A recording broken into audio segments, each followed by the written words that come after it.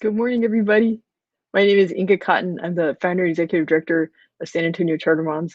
And what's on my mind today is getting ready for back to school, but specifically how to balance distance learning with working from home. And I realize I'm very privileged to be able to keep my job and work from home. I know there are a lot of folks who can't do that. I was talking to a friend of mine who works on campus, and even when students aren't on campus, she still needs to be on campus. So, I mean, the good news is that where she's at, she can stay physically distant from her coworkers, and they've got plexiglass shields, face masks, things like that.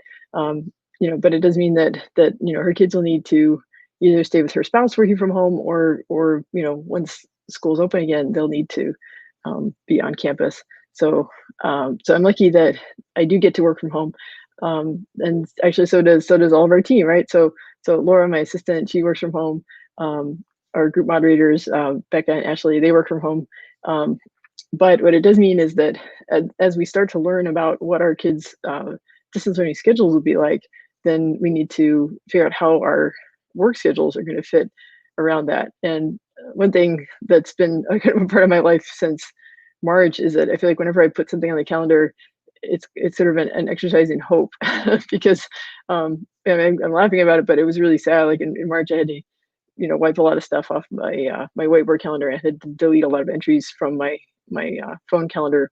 Um, and but we still have to keep hoping, right? We have to keep planning because planning is how stuff gets done. But when I look at my calendar for August and September, I just realized that I feel like there's a lot of wishful thinking going on, right? Of like, because I don't really know, what I'll be doing at 1 p.m. on a Wednesday in early September, because we're just still waiting to hear. So now we put out our school calendars post last Friday, and the link is in the description. And that's kind of what got me thinking about this topic, is that like we have a good handle on what the school calendars are, at least for now. Yeah, I know it may change. It's some districts and charter schools put out revised calendars over summer break as they adapted to what they thought might be more realistic during COVID, right? Like having breaks or maybe having a little bit later start to the school year. Um, but it's one thing to know, like, what are the school days? What's the first and last day of school? When are the holiday breaks? But it's another thing to know, like, what the school day is like, right? So, if kids are on campus, when is drop off, when is pickup. Although that might change this year, right? If some schools are having kind of staggered drop off and pickup times because they're trying to avoid having congestion around entrances and exits and hallways and things, or, depending on what kind of, if they're doing any screening or things like that as students come on campus. So even the stop and start times for the school days, that may be different this year because of COVID. But specifically, what's on my mind is the distance learning schedules. And so yesterday, Great Hearts Montessori South, which is where my daughter goes, had a town hall on Facebook Live, and they showed sample schedules for kindergarten and third grade. So um, and what was interesting was to see, like, for distance learning, like, what are the times when it's really optimal for the student to be on their device logged in, whether it's for homeroom or if it's like a weekly social time, or if it's like for younger kids, like if it's a story time that the teachers are doing, or um, if it's what they call sessions, which is the kids can get online and ask questions, or like parent and child can get online and say, "Hey, we're not getting this subtraction process. Like, can you walk us through this?" Um, so there are certain times where it is time sensitive. Now, the way they have it set up is, for parents who work outside the home, or for parents who just can't be accessible at certain times, they're going to record those sessions, and then you'll be able to access them later through Google Classroom. So that's you know um, but at least I'm grateful for that. I have the privilege of having a flexible work schedule. Um, so what I'm waiting is, like, sometime this week, or hopefully by early next week, I'll know, at least for fifth grade, like for my daughter, like, and depending on what section she's in, what are those really key times when it's really beneficial for her to be online. But they have it. It's not. They don't have to be online all day. It's just that there's certain key times, and they have them staggered because they know that if parents have kids in multiple grades, then like you might need to be supervising the kindergartner doing one thing and then supervising the fifth grader later doing something else. So I don't know exactly what those key times will be for my fifth grade daughter. And then I have my son who's in middle school, and he's at Great Hearts Monte Vista North. So that town hall is going to be today. And maybe I'll see like a sample schedule, but I probably won't find out until either later this week or early next week, specifically, what are the key times when he needs to be online. Hopefully those are not the same times for both kids, but I know again I benefit from the fact that my kids are a little bit older, right? So my daughter's 10, my son is 13, and there's more stuff that they can do autonomously. And but I do want to help them get started. So like from at least from the sample schedules that I saw, there's kind of a block of time where it's helpful for them to be online. And I figure if I can get them started on that, then they can probably follow through on the different steps. But the one thing about being young is that it's easy to kind of let your imagination carry you away. And they just don't have the sense of clock time the way the way adults do, for better or worse. And so I want to know like I don't want to be in a recurring meeting every week when it's time for me to help my daughter get set up on homeroom or something. So anyway, so I feel like, yeah, my calendar, it's an exercise in hope and kind of wishful thinking right now that I have all these different things mapped out. And I guess I'll sometime in the next week I'll get more data, and then I'll go through and try to adjust my schedule. It really helps me to have rhythms, like okay, Wednesday afternoons are this, Tuesday afternoons are this, or like okay, this time of day is when my assistant and I check in with each other. Part of it too is like I need to so I'm operating on the Greater Monte Vista distance learning calendar, but my assistant, her kids go to IDEA, so and she'll find out this week. Fortunately, the start times, the start days for the school year are very similar.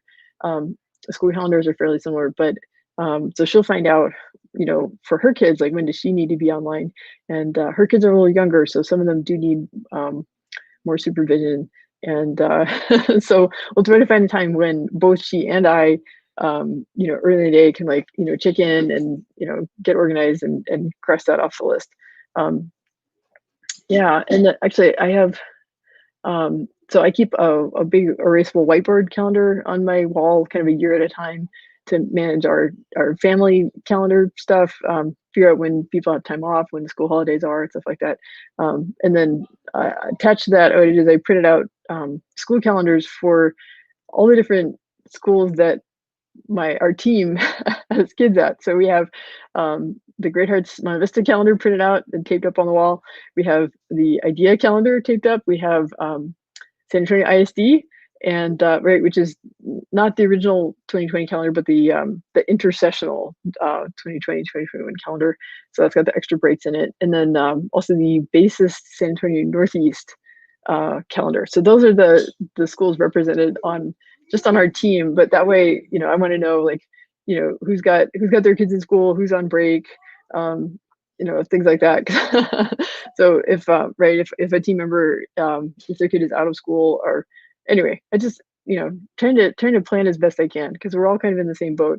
Trying to understand. But I guess at least those of us who work from home, we're all trying to anticipate what the school year is going to be like and plan around it. And I mean, I'm kind of excited, and I know once I do get the calendars, it's going to be fun to plug stuff in and try to get some more order and predictability to it, because we know that's been in kind of short supply lately. I do know from actually one of our most active threads in the discussion group last month was a parent who just issued just a plea saying I have a job and my kids need to do distance learning, and what are we supposed to do? How is this supposed to work? And I mean, I think her openness and her honesty, it just unlocked a lot of empathy from group members, from people who are in the same position, and also those of us who are like, wow, I'm I'm actually pretty lucky. Like it is, it's distracting, to have, like, I mean, I never know exactly what I'm supposed to be doing, right? Am I supposed to be working on my job? Am I supposed to be, doing flashcards with my kids or editing an essay with them? Am I supposed to be administering a spelling test? Am I supposed to be, filling the dishwasher one more time? I don't know. And am I supposed to be like learning a new hobby or something? I don't know. Yeah, these are, yeah. The best I can figure is just to try to come up with a schedule that kind of works. That's what the team and that's what we're going to be working on. Over the next week as we get more data about specifically what the distance learning schedule will be like for the day, um, and just kind of work from there. And then just treat each other with as much kindness and grace and understanding as possible because I know that once I do get the data about the school schedules for my kids and I'll have fun plugging stuff in, but I know as I'm plugging stuff in there's going to be times when I go like, oh wait, I have to reschedule that, and I'm going to have to be calling and emailing people and saying, hey, look, I thought we could do this at 10 o'clock, and can we reschedule? And they go, oh yeah. So if you're watching this and you don't have kids, please be understanding to your colleagues and coworkers and employees who do, because um, yeah, we're just trying our best. And I guess I have the privilege of being sort of a founder, sort of nonprofit business owner, and I'm accountable to get results, but um, I just need to fit that in the day, somehow or other, whether that's at 5 a.m. or 8 p.m. or um, whatever it needs to be, we'll get the job done. So yeah, I yesterday was the town hall for Monte Vista South. Today's the town hall for Monte Vista North, and I'll learn little bit more about um, what the school year is like. And but the more I learn, the more excited I feel about it. Kind of filling in the gaps of things I was wondering about, and now I have more certainty about it. And I think it's going to be a good school year, different, but still good. So yeah, those are my thoughts about distance learning and back to school, and how I'm trying to manage my schedule. And for our team, I'd be interested to know um, what your thoughts are as you manage this, and as you learn about it. And tell me what's on your mind for back to school. All right, take care.